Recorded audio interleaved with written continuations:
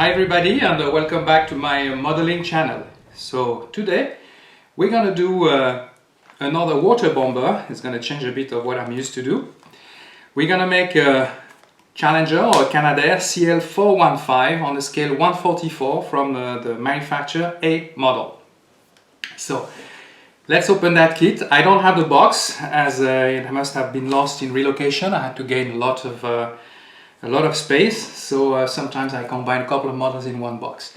So nevertheless, let's see what we have inside that kit. So we're gonna start initially with the instruction sheet, and you saw I did already in the past a couple of kits from Amodel. So pretty basic. You have basically the parts for the CL415 and the 215 in the same box. And of course, highlighted are the part that you won't need for that kit. And then you come up with a very clean instruction sheet, and then we'll have the decal sheets for the colors and all the options we have. So this one comes from the French Protection Civile, and that was the 50th anniversary livery. So you'll have the pelican on the top, as it used to be the nickname for that Canadair, the pelican, and the 50th anniversary logo on the winglet. So instruction sheet is done. Now here is the decal sheet, and as you can see, it's pretty clear, very straightforward. I did some I used those decals in the past with other kits, and I had nothing to complain about. Now let's open the kits and see what do we have. So the first sprue is quite straightforward. We have the fuselage for the 415, and you can see there is the hump on the tail, so we will not have to deal with that issue for another things. The second sprue is with the wing, lower and upper part. There might be a little bit of rework to do, as it seems to be a little bit thick, but nothing that we cannot manage. Then the third sprue has basically the floats. That's the tail for the 215, and we have some other part for the wings, and the winglet are on that side. We have also part for the cockpit. I have to say that basically it's a pretty basic kit, but with a little bit of work I'm sure we can do a lot. We can get a very nice result. So you have also details for the wings, the floats on the side. You also have the winglet for the horizontal stabilizer, and you have of course the propeller, the 4-blade propeller, the gear, and the turboprop engine. And basically the next sprue is exactly a replica of this one, so I won't spend too much time on that. Now you also have the details for the undercarriage on another sprue, and of course that might need also a little bit of extra work. We'll have to drill a couple of holes probably, and put some wire to get it to have a nicer look. Now we have some clear part. The clear part is basically for the cockpit, and you have some other windows, but I'm not sure that we'll be able to use those. I might use some other parts. And we have a little bit of photo edge part, and those are for the aircraft. So you have some fence on the wings, you have some fence on the front, and those parts with the little dents what will protect the boat to have the waves entering the engine intake. So here is our kit. So enough of talking, and let's start building. So we're going to start this model by preparing the wings. So of course there is the part preparation, and of course after that we are going to glue the wings together. So after that I started to prepare all the other parts for that fuselage, and this time, as I could not have decals for the cockpit window, I decided to build all the cockpit itself, so you will have that as well a little bit later on. And we will prepare the cockpit and leave the window open and make some masks around those cockpit windows. So initially I'm building the base of the cockpit, then preparing the engines and the horizontal stabilizer a little bit later on.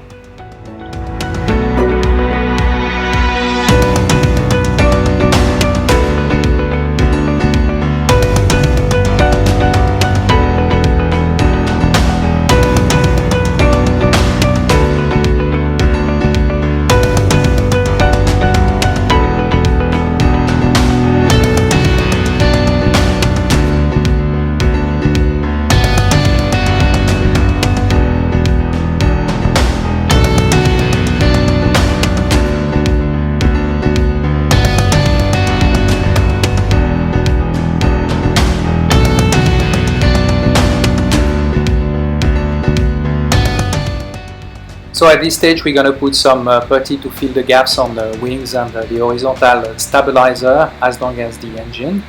And then we are going to start painting and preparing basically our cockpit.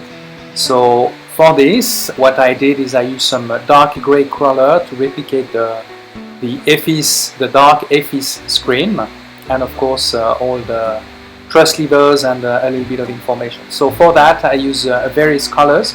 I use of course for the sun visor some matte black. I also use some red and various colors for that. And after that I will have to add of course the seats, the yoke, and finish everything up. But unfortunately we are unable to see much of that work while the cockpit is closed.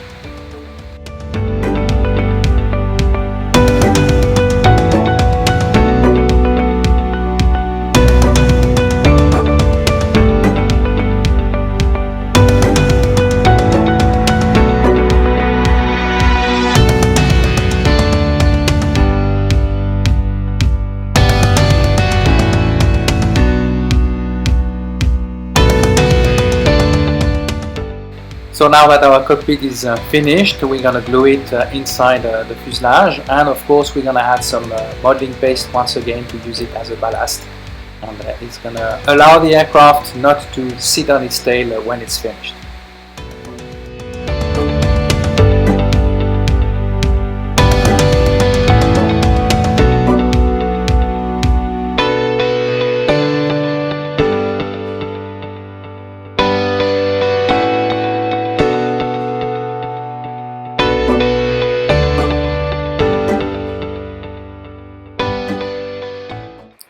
So it's now time to fill the gaps again on our fuselage, and as you can see the front part has a pretty big gap, so that's going to require a little more attention to those details. So after that of course I finished to paint the cockpit, and I had some seat belt painted on the seat of course, and the headrest were different colors. So I did those ones before closing up and basically bringing all the closing down everything. So I continue to work on the wings as well, and I did basically add some more parts, and of course I'll have to do a little bit more adjustments and a lot more filling and sanding. As you could see, there were some holes on some different parts, and I'll have to fill them up.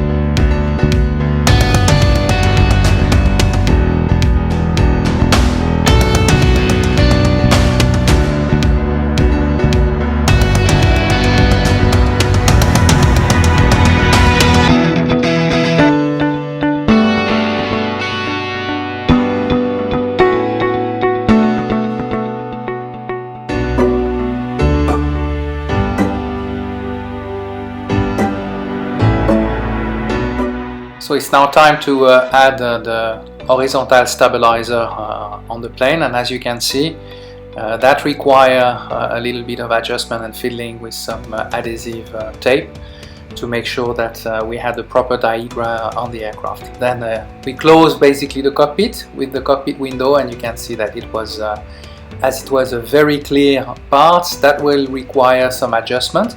So I will put some masking tape basically over the clear area, and I'll have to paint it a little bit later to have the proper colors of course on the aircraft. Then as usual a little bit more sanding, correction I would say, a little bit more of filling gaps with putties, and of course sanding once it's dry.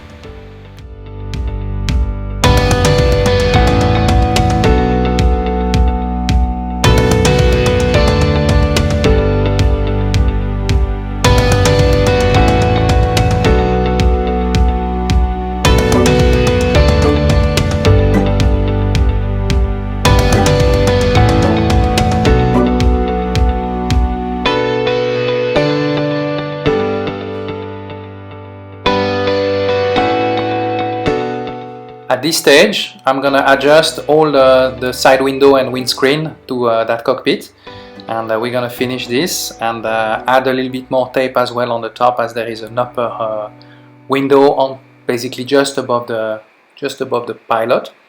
So we're gonna do that on this part. As you can see, we're finishing this up, and then we're gonna cut it at the proper dimension.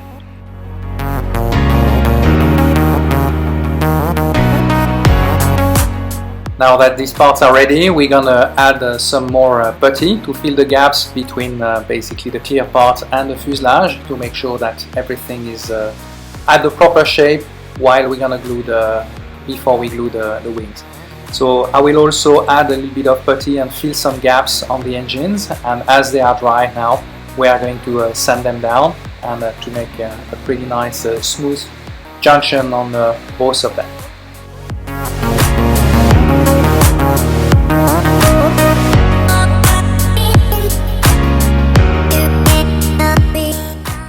So now we're going to finally put our wings on our fuselage, and of course while it will be drying, we are going to add as well some rotating beacon on the top of the tail. That was not part of the kit, and of course now we're going to fill the gaps between the wings and the main fuselage. Let it dry, of course, and of course after that we'll have to sand this down.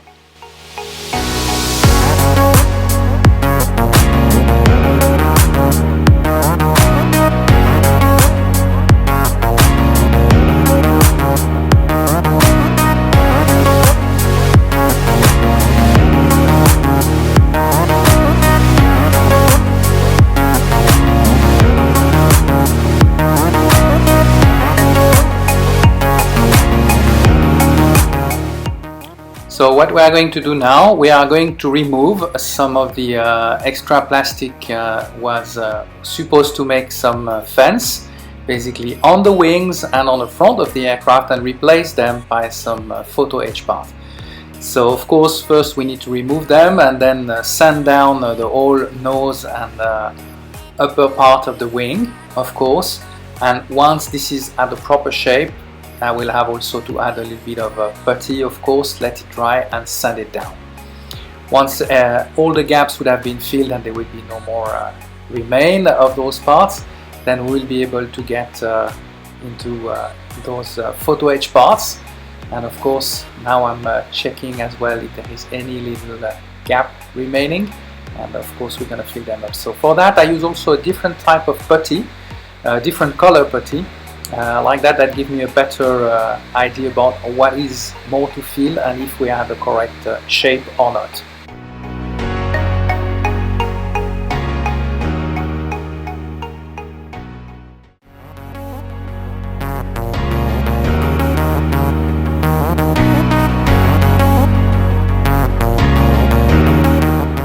Now that all the gaps were done, we're gonna work on the photo etch part. So now basically I'm cutting down the edge of those photo etch parts, and I'm gonna glue them now on the aircraft. So basically I will check the fitting first, of course, and then I will have to add a little bit of super glue, and I will put them slowly on all the parts where required on that kit.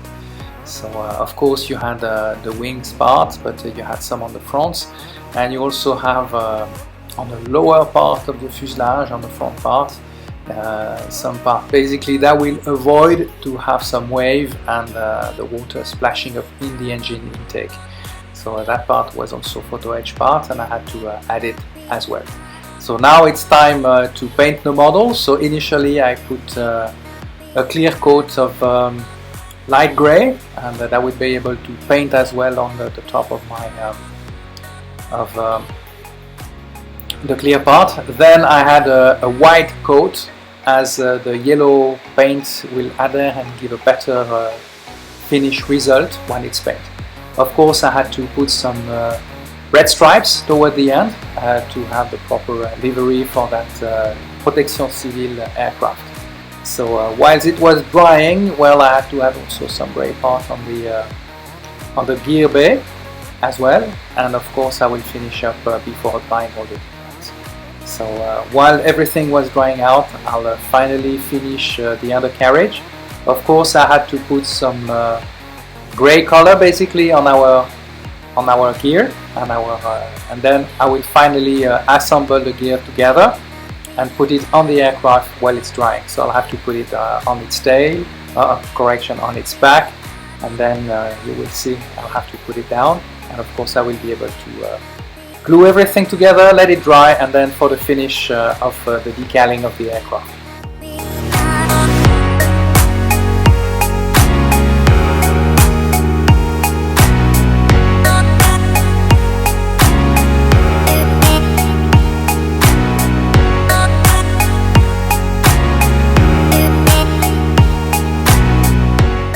So it's now time to decal the aircraft, and I would advise you to add some extra care when applying the decal of that model, because they were very fragile. As you could see, the French insignia broke down, and I had several incidents while I was decaling the whole model. So apply extra care because they are quite fragile, but with a little bit of time and patience, I think we can get a pretty decent result. So beside that, I have to say that they were not so hard to apply.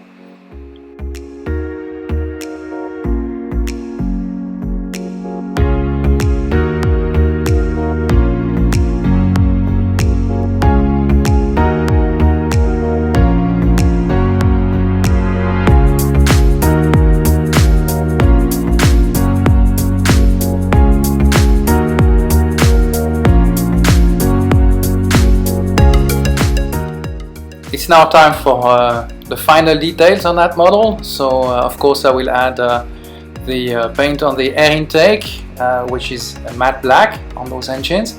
I will also have to finish the propellers, of course, and the white parts.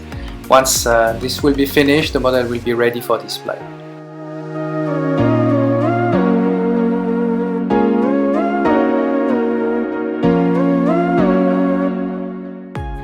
This is the final result of that Canadair CL415 from Amodel on a scale 144. So it's a very nice little model. I was quite happy with the build. I would not recommend it to a young modeler, as there has quite a few challenges around it. But beside that, with a little bit of time and patience, we can get to a very decent final result. And I have to say that I really enjoy it. I hope you enjoyed that video with me. If you did so, please give me a thumbs up, subscribe to my YouTube channel, and I will see you soon for another video. Thank you for watching.